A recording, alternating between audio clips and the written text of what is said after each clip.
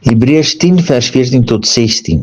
Want deur een offer het hy vir altyd volmaak die wat geheilig word.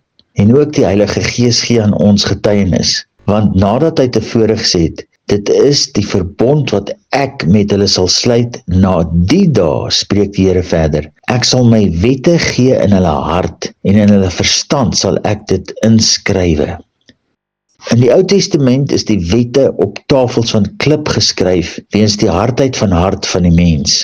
Maar in die vervulling van Jesus se dood en opstanding, wat die hoogste hoogtepunt in die bestaan van die mensdom ooit is, in hierdie volmaakte offer, het iets wonderlik en merkwaardig gebeur.